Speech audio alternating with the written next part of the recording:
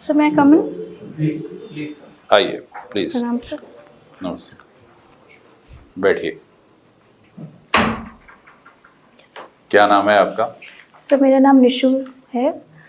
मैंने अपना जो स्कूलिंग है वो साइंस और मैथ्स में किया है। उसके बाद मैंने ग्रेजुएशन बीटेक इंफॉर्मेशन टेक्नोलॉजी में किया है सर। मैंने आपसे केवल एक सवाल पूछा था, सॉरी सर। आपने पूरा परिचय दे दिया। Yes sir. कोई बात नहीं, अच्छा लगा। और इसके बाद जो आपने जितना बताया उसके अलावा आपकी हॉबी क्या है? सर मेरी हॉबी मधुबनी पेंटिंग करना है सर। मधुबनी पेंटिंग यस का। सर। अच्छा, तो आर्ट्स की, फाइन आर्ट्स की स्टूडेंट भी रही हो? No sir. नहीं, अपनी केवल शौक से करती हो। Yes sir. अच्छा, मधुबनी आर्ट का वैशिष्ट्य क्या है? क्या उसमें खास बात होती है? सर मधुबनी जो आर्ट है उसमें ज्योमेट्री का बहुत अच्छा यूज़ होता है, स्पेस का बहुत अच्छा यूज़ होता है सर उसमें। और उसमें जो प्राकृतिक चीज़ें होती हैं जैसे फूल हो गया, पीकॉक हो गया, इस टाइप की चीज़ें बनाई जाती हैं। और सर इसमें जो कलर्स होते हैं वो जब ये इसकी शुरुआत हुई थी तो नेचुरल कलर्स का यूज़ होता था। जैसे सर टर्मरिक हो गया हल्दी येलो कलर के लिए, इंडिगो हो गया ब्लू कलर के लिए। तो सर ये इसकी विशेषता थी। और सर ये शुरू हुई थी, ये माना जाता है कि जो राजा जनक जी थे उन्होंने इसकी शुरुआत की, मतलब इन्होंने जो राम जी और सीता जी का विवाह था उनके मोमेंट्स को कैप्चर करने के लिए आर्टिस्ट को बोला था ये आर्ट बनाने को सर। आप ये कह सकते हैं कि उस समय की एज गुड एज वीडियोग्राफी थी, यस जो चित्र के रूप में प्रस्तुत की गई। Yes yes. ठीक है ना? अच्छा, एक हिंदुस्तान में बड़ी चर्चाएं रहती हैं, बार बार बीजेपी में उभर करके आता है कि one nation one election, yes sir. एक राष्ट्र एक चुनाव। क्या है ये? सर इसका जो मेन मोटिव ये है कि जो भी हमारे जो लोकसभा के इलेक्शन हैं और जो विधानसभा के इलेक्शन हैं अभी उनको एक साथ करने के लिए हमने कमेटी भी गठित की है। ऑनरेबल फॉर्मर प्रेसिडेंट जो हमारे थे रामनाथ कोविंद जी, उनके चेयरमैनशिप में। तो इसमें हमारा मेन मोटिव ये है कि हम जो इलेक्शंस हैं विधानसभा के और लोकसभा के उनको एक ही साथ कराएं सर। उसका कोई फायदा कोई नुकसान है? Yes sir. सर उसका फ़ायदा ये है कि इलेक्शन, क्योंकि कई बार हम लोग इलेक्शन मोड में ही रहते हैं तो उसकी वजह से जो एडमिनिस्ट्रेटिव ड्यूटीज़ लोगों को, मतलब उसमें डाइवर्जन होता है, फंड्स का डाइवर्जन होता है, क्योंकि इलेक्शन करना हमारे देश में बहुत बड़ा, मतलब बहुत ही फाइनेंशियली एक बहुत बड़ा चीज़ होती है सर। तो उसमें कमी आएगी क्योंकि हम साइमल्टेनियसली इसको करेंगे। और सर वैसे लोगों जो हमारी पॉलिटिकल पार्टीज़ हैं उनके अंदर ये अप्रीहेंशंस हैं कि इससे हो सकता है कि जो रीजनल पार्टीज़ हैं उनको थोड़ा डिसएडवांटेज रहे। पर जो अध्यक्षता में सर की जो मीटिंग जो कमेटी बैठी है उसने थोड़ा अलग बोल के ये कहा है कि इससे इनको और बल मिलेगा, ये कमेटी की रिकमेंडेशन है। और सर एक इशू आएगा सर ईवीएम की लॉजिस्टिक्स को, क्योंकि हमारे पास शायद अभी उतनी ईवीएम्स नहीं है कि हम सारे स्टेट्स का एक साथ कर सकें सर। तो ये थोड़े इश्यूज आएंगे sir. One nation one election में ये बात तो ठीक है, पॉलिटिकल पार्टीज को और क्या खतरा है? मतलब एक व्यवहारिक रूप से अगर देखा जाए तो पॉलिटिकल पार्टीज क्यों चिंतित रहती हैं कि ये ना हो? सर उनको ये अप्रीहेंशन रहती है कि इससे जो पॉलिटिकल पार्टी जो पावर में है उसको एक एडवांटेज मिलेगा, और सर जो नेशनल पार्टीज़ है उनको एडवांटेज मिलेगा क्योंकि उनके पास ज़्यादा रिसोर्सेज और वो थोड़ी बड़ी लेवल की पार्टीज़ होती हैं। तो ये सर अप्रीहेंशन है उनको। तो ये भी दिमाग में हो सकता है उनके कि इस समय बीजेपी की हवा है तो बीजेपी वालों को मिल जाएगा, या इस समय सपा की पार्टी है तो उसको मिल जाएगा, तो उस दोनों इलेक्शंस को एक साथ इफेक्ट करेगा। जबकि केंद्र की जो सरकार है उसके काम करने का तरीका और होता है, जो प्रदेश की सरकार होती है उसका काम करने का तरीका और होता है। तो ऐसे में मतदाता जो है वो दिग्भ्रमित भी हो सकता है कि हम किसको वोट दें। किसको ना दें, ऐसा भी हो सकता है। सर पॉसिबिलिटी तो है सर, पर हमें लगता है कि हमारे जो मतदाता हैं उनको अगर उनके अंदर इतनी अवेयरनेस पहले से तो है, पर हम उसको और जागृत करें कि साइमल्टेनियस इलेक्शन क्या है, और इसमें आपको नेशनल पार्टी जो आपकी है और जो स्टेट लेवल पार्टी है दोनों को साथ में रखकर वोट करना है। बट ऐसा देखा भी गया है सर, जैसे अभी जो इलेक्शन 24 के थे उसमें उड़ीसा में भी साथ में हुआ है, अरुणाचल में भी साथ में हुआ है। तो सर हमारे जो मतदाता हैं वो मुझे लगता है इतने अवेयर हैं कि वो रीजनल इश्यूज़ को रीजनल पॉइंट्स पे वोट करें और नेशनल को नेशनल पॉइंट्स पे सर। बिल्कुल ठीक बात। अच्छा ये बताइए कि अभी कुछ दिन पहले अमेरिका ने टैरिफ लगाया था भारत पर, यस कितने % लगाया था? सर 50% हो गया था हो गया था। टोटल। अच्छा, तो अभी अमेरिका और भारत के बीच में जो व्यापारिक संबंध हैं तो उसके विषय में थोड़ा सा बताइए कि क्या है यस सर। उसका, प्लस क्या है माइनस क्या है? Yes sir. तो कम कर दिया है ना उन्होंने? Yes sir. हाँ, सर पहले बात चल रही थी 18 करने की, फिर से बात हुई क्योंकि सुप्रीम कोर्ट का डिसीजन आ गया तो 10 करने की बात हुई, फिर से उन्होंने ये सुप्रीम कोर्ट ऑफ इंडिया थी? नहीं सर, सुप्रीम कोर्ट यूएसए का जो है। हाँ। जी सर। तो सर फ़ायदा ये है कि हमारा जो यूएस के साथ है वो ट्रेड सरप्लस है। इसको लेके जो वहाँ के राष्ट्रपति हैं उनको उनके अंदर एक चिंता है कि जब भारत और यूएस ट्रेड करते हैं तो उनको घाटा होता है। तो उनका जो मेन मोटिव है टैरिफ का वो ये है, और ये भी है कि सर क्योंकि हम अपनी जो एग्रीकल्चर सेक्टर है वो विदेशों के लिए नहीं खोल रहे हैं, क्योंकि हमारे जो फार्मर्स हैं अभी हम उनकी इतनी कैपेसिटी बिल्डिंग नहीं कर पाए हैं कि वो compete कर पाए। तो सर ये एक चीज़ है, और जो हम चीज़ें एक्सपोर्ट करते हैं और उसमें सर टेक्सटाइल का एक्सपोर्ट होता है, मेडिसिन का बहुत एक बड़ा योगदान उसमें होता है जो हम उनको एक्सपोर्ट करते हैं। तो सर ये चीज़ें हैं सर। अभी कितना % टैरिफ किया है? सर अभी 15 उन्होंने कर दिया है सर। 15? Yes sir. अच्छा, चलिए। ODOP के बारे में जानती हैं? Yes sir. क्या है? सर ये एक जापानीज़ कॉन्सेप्ट है और इसको सर यूपी में बहुत ज़ोरों शोर से इसको हम इम्प्लीमेंट कर रहे हैं। इसमें सर जो वन डिस्ट्रिक्ट वन प्रोडक्ट है, हर एक डिस्ट्रिक्ट की एक खासियत होती है उत्पाद की। जैसे हम लखनऊ में चिकनकारी देखते हैं, तो सर उसमें ये है कि हम जो छोटे उद्योग हैं जैसे कि MSME हैं उनकी हम अच्छी सहायता करके, जैसे उनको मार्केटिंग की स्किल्स, उनकी ब्रांडिंग, ताकि वो जो प्रोडक्ट है उस डिस्ट्रिक्ट का उसको हम डोमेस्टिक लेवल पे और ग्लोबल लेवल पे भी उसकी एक अच्छी पहचान दिला पाएँ, जिससे जो हमारे छोटे उद्योग हैं उनको अच्छा एक इकोनॉमिक पुश मिले और एम्प्लॉयमेंट जनरेशन भी हो। और सर इसमें वुमेन को खासकर ज़्यादा ध्यान दिया गया है सर, वुमेन एम्पावरमेंट के लिए, फाइनेंशियल एम्पावरमेंट के लिए। अच्छा, एक बात बताइए, उत्तर प्रदेश के प्रसंग में अगर हम जानना चाहें तो उत्तर प्रदेश में ऐसी क्या 2-3 चीज़ें बन रही हैं जिससे आने वाले कल में, हाल फिलहाल में बहुत ज़्यादा रेवेन्यू जनरेट होने की गुंजाइश होगी? यस कोई एयरपोर्ट हो, कोई और जगह?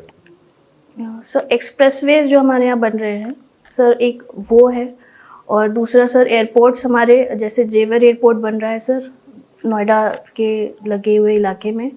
और सर जो अभी सर हमारे जो माननीय मुख्यमंत्री जी अभी दौरे पर भी गए थे जापान और सिंगापुर के, तो सर उनका जो निवेश आने वाला है सर, जिससे, और पहले भी बजट में ये कहा गया है कि लखनऊ में AI सिटी बनेगी सर, कानपुर में ड्रोन सिटी बनेगी।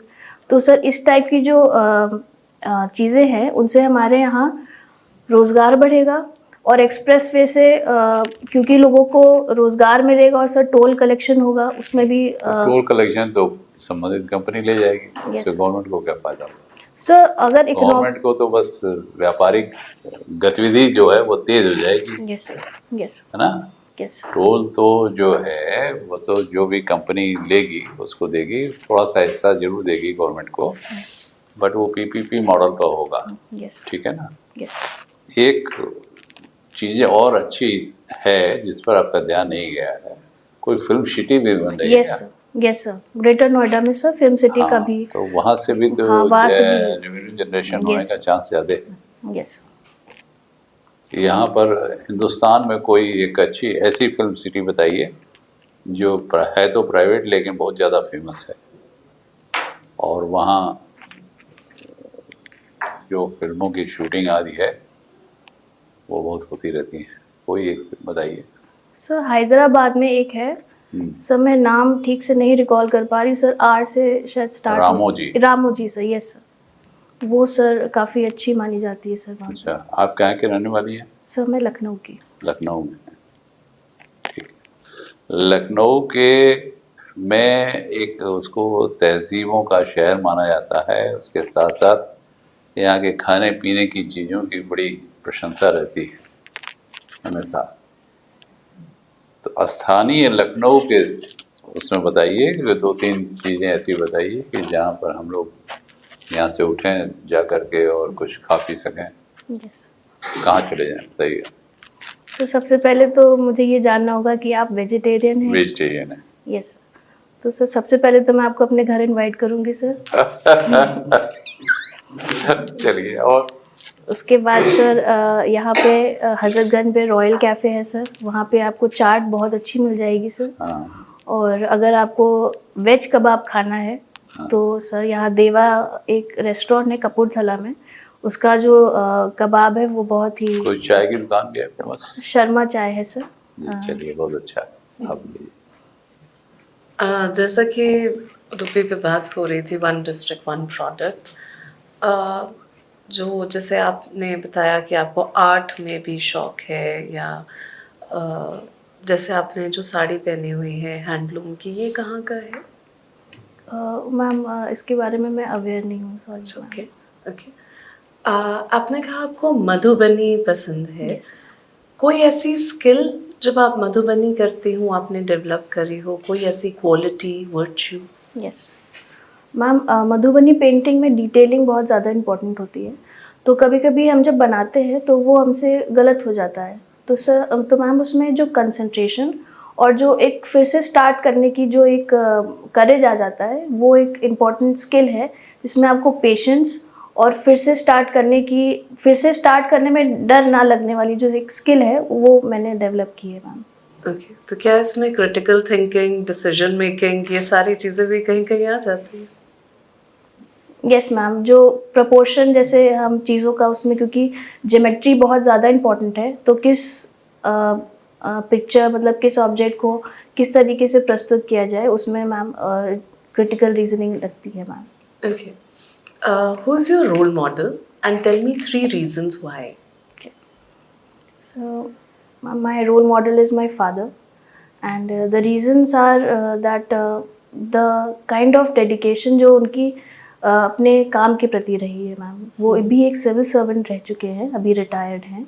तो जिस तरह की उनकी जो काम के प्रति लगन है वो मुझे मोटिवेट करती है, और जिस तरीके से वो लोगों को ट्रीट करते हैं, चाहे वो बड़ा हो चाहे नीचा हो, मतलब हमसे नीचे हो या हमारे सामान्य हो, छोटा सॉरी सर, तो उन सबको ही एक सम्मान के साथ वो ट्रीट करते हैं, वो चीज़ मुझे मोटिवेट करती है।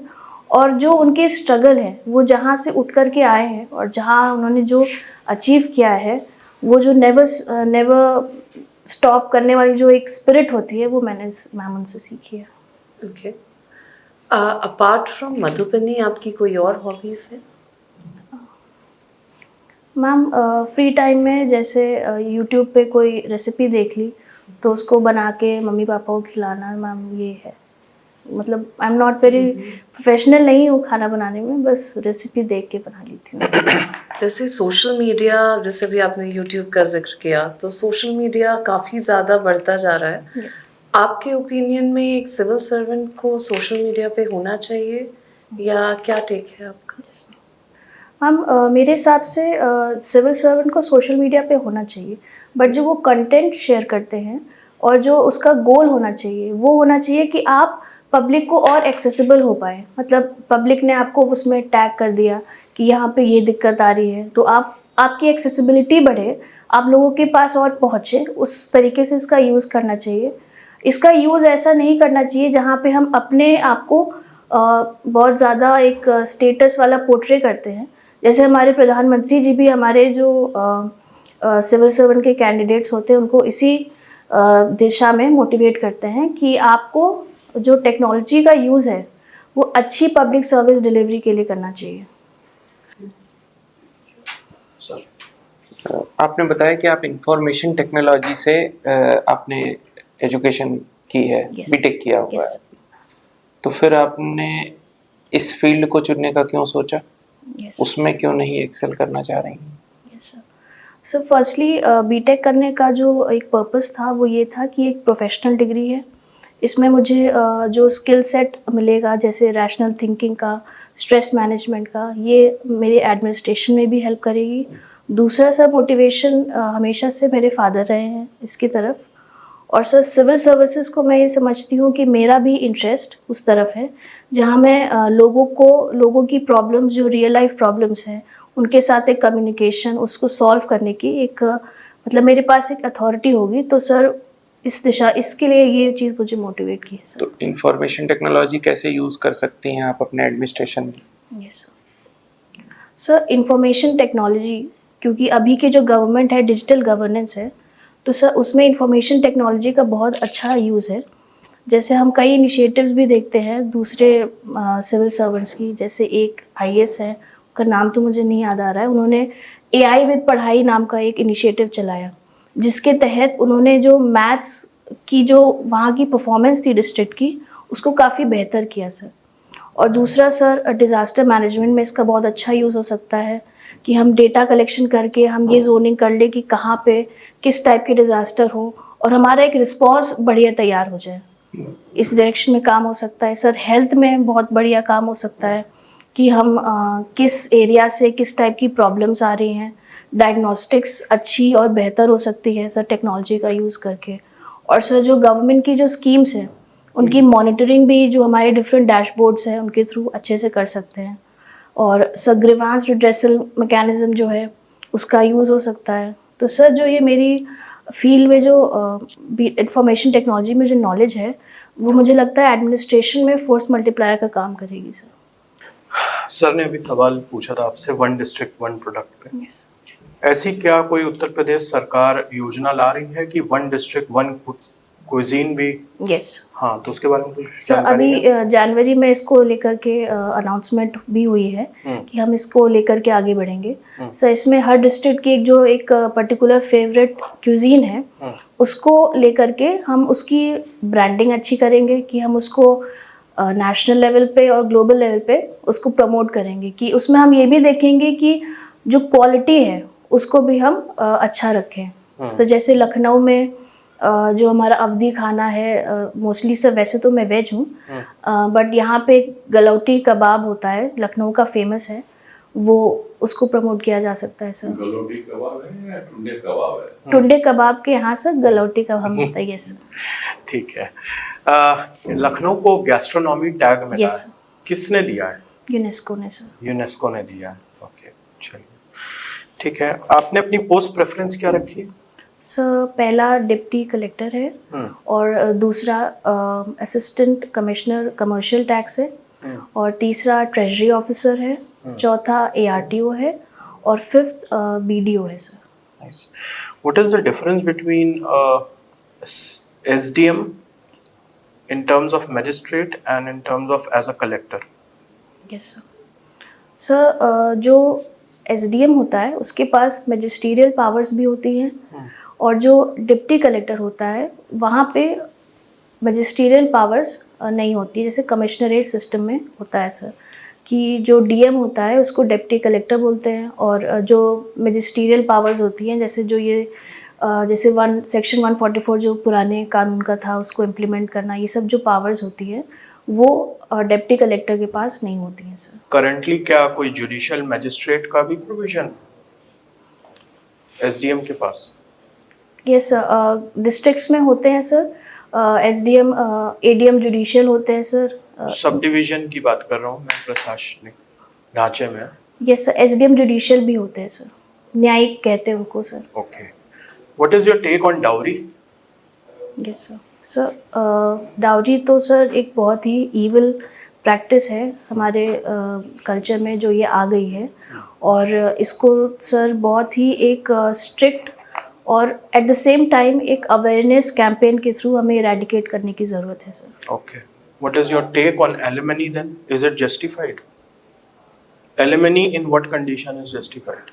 सर एलिमनी तब जस्टिफाइड है जब आप जो महिला है वो उतनी फाइनेंशियली इंडिपेंडेंट नहीं है, और जितना उसके लिए जायज़ है अपनी ज़िंदगी गुजारने के लिए उतना एलिमनी उसको देना जायज़ है।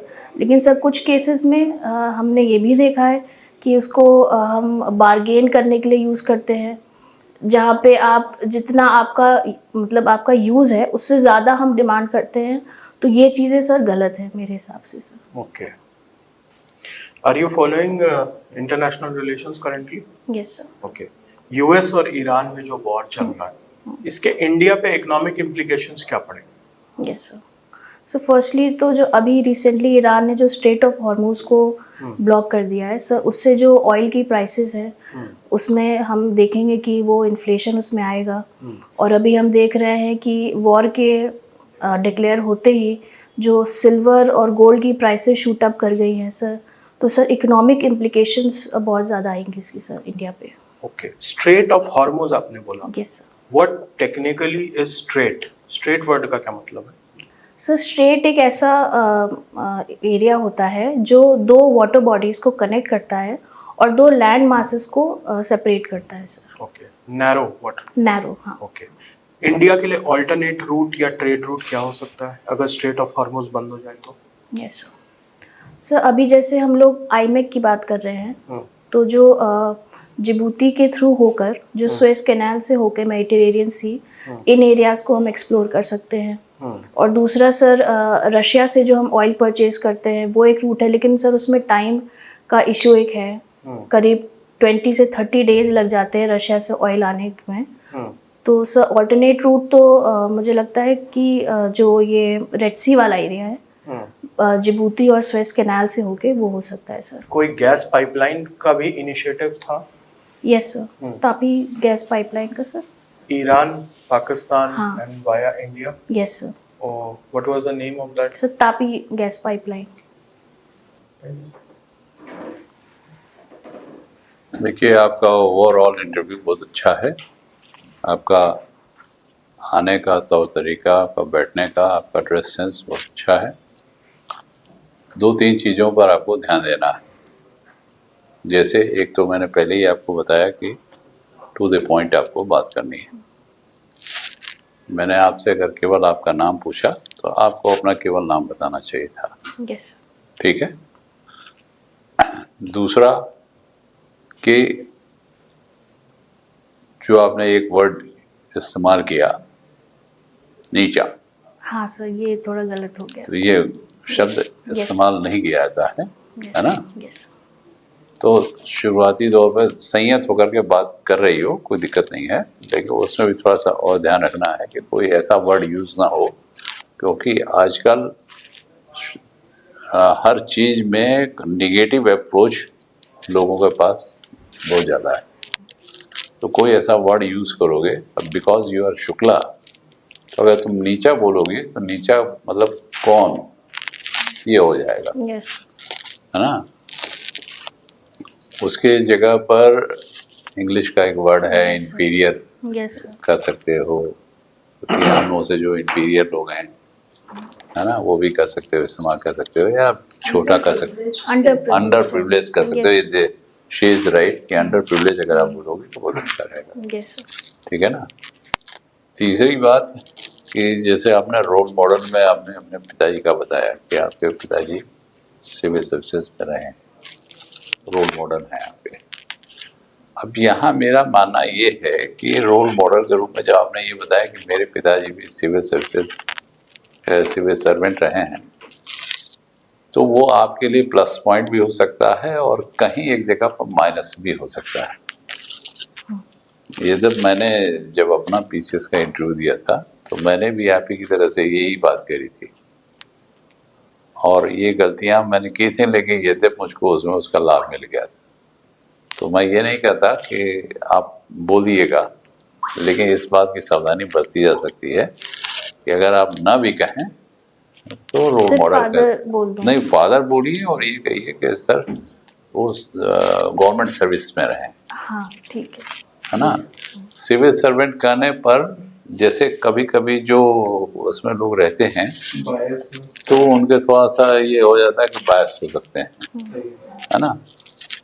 सोशल मीडिया का जहाँ तक सवाल है तो सोशल मीडिया में देखो दो चीज़ें हैं।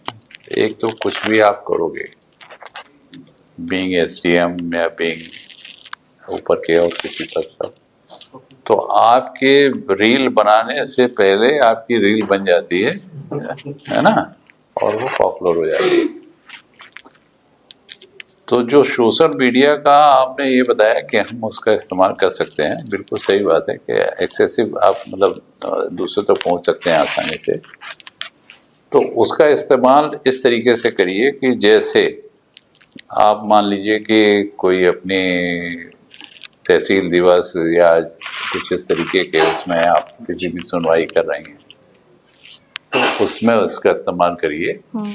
अगर आप बाद में उसको चाहती हैं कि हम ब्रीफली बता सकें तो उसमें बताया जा सकता है कि जैसे कि आपने बताया कि आज तहसील दिवस हुआ, आज ऐसे इससे हुआ, तो उसके पॉजिटिव्स आप बता दें। उसमें कुछ अगर किसी को प्रतिबंधित करना है तो उसके विषय में बता दें, तो टू द पॉइंट होगा, तभी आपका काम होगा।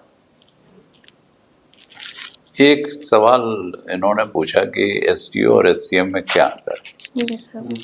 तो देखो अभी ये बात तो ठीक है कि अभी आप डिप्टी कलेक्टर नहीं हो, ठीक है, तो हो सकता है कि बहुत ज़्यादा जानकारी ना हो, लेकिन जो एस्पिरेंट हैं, जो प्रतियोगी परीक्षा में हैं, तो आदमी ये मानता है कि जैसे प्राइवेट किसी जॉब में अगर तुम जाओगे तो मान लो कि टाटा में तुमको ज्वाइन करना है, तो जिस पोर्टफोलियो पर तुमको ज्वाइन करना है तो ये माना जाता है कि तुम उस पोर्टफोलियो के बारे में, उसका क्या प्रोसेस है, सबके बारे में तुमने गूगल करके पढ़ लिया होगा या यूट्यूब, तभी आपने डाला होगा, ठीक है। तो लेकिन हम आपको बता दें कि एसडीओ और एसडीएम में एक छोटा सा अंतर है। जब आदमी रेवेन्यू का काम करता है तो एसडीओ होता है। रेवेन्यू का काम का मतलब यह है कि डिप्टी कलेक्टर जो होता है ना, कलेक्टर शब्द जो बना हुआ है वो कलेक्ट से बना हुआ है। कलेक्ट मतलब रेवेन्यू कलेक्ट, ठीक। तो जो लोग रेवेन्यू कलेक्ट करते हैं वो कलेक्टर होते हैं, बट कलेक्टर जो होता है वो टर्म यूज होता है डिस्ट्रिक्ट मजिस्ट्रेट के लिए। उसके हम नीचे मातहत के रूप में काम करते हैं, इसलिए हम सब डिविजनल कलेक्टर होते हैं, ठीक है। हम डिप्टी कलेक्टर होते हैं, वर्ड डिप्टी कलेक्टर है। जब हम तहसील में जुडिशरी काम करते रहते हैं, मुकदमे सुनते हैं या जो और प्रशासनिक काम वो करते हैं, तो हम लोग उस समय एसडीओ हो जाते हैं। लेकिन जब हम मजिस्ट्रियल पावर इस्तेमाल करते हैं, पहले सीआरपीसी थी ना, तो उसका जो हम इस्तेमाल करते हैं उसमें बहुत सी धाराएं ऐसी थी जिसमें हम लोगों को काम करने का अवसर था।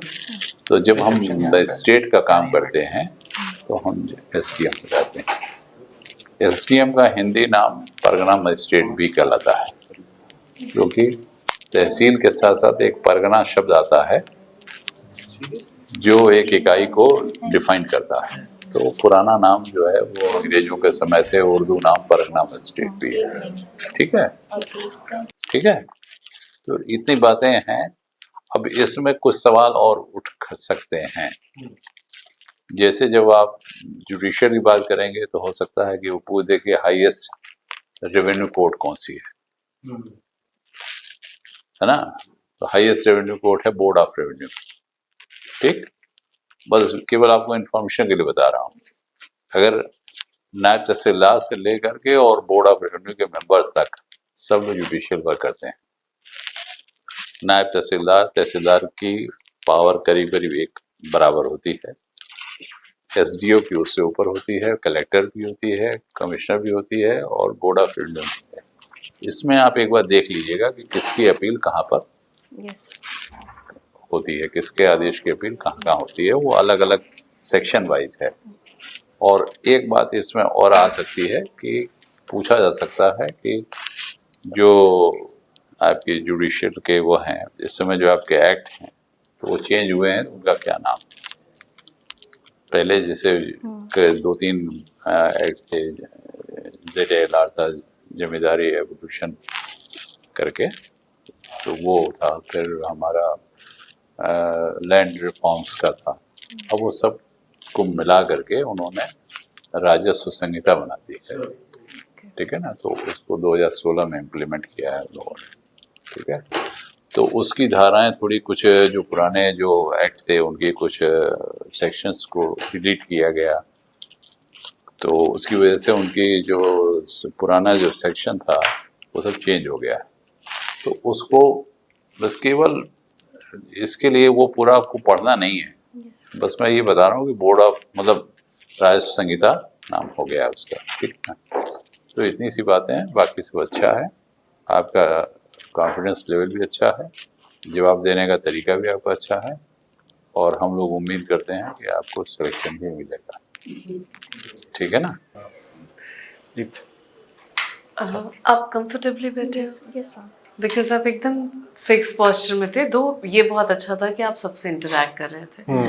जब आप आके बैठे तो आप शायद बैठते समय बहुत कंफर्टेबल नहीं थे, तो साड़ी में जब स्टिफ होती है तो आई कैन अंडरस्टैंड। थोड़ी प्रैक्टिस कर लीजिएगा, बिकॉज अभी 15-20 मिनट हुए, अगर 25-30 मिनट हो जाएंगे तो शायद आपको थोड़ा लगेगा कि तो थोड़ा प्रैक्टिस कर लेंगे, it will be all good. Clarity of voice भी है, सो मेरी साइड से तो you did a very good job.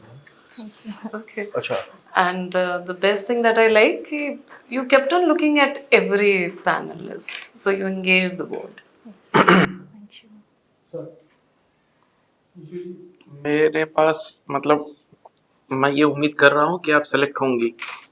अब मेरा डर केवल बस एक ही है कि कहीं आप ओवर कॉन्फिडेंट ना हो जाए, क्योंकि आपका इंटरव्यू अच्छा गया है, ठीक है। तो बस वो नहीं आप वैसे तुम्हारे फादर का क्या नाम था? हरिशंकर शुक्ला। अच्छा, कहाँ से रिटायर हुए? सीतापुर से सर। किस पद से? एडीएम। एडीएम अस्सर से। किस बैच के हैं? सर 94 बैच के नायब तहसीलदार वाले में से। अच्छा, वहाँ से, ठीक।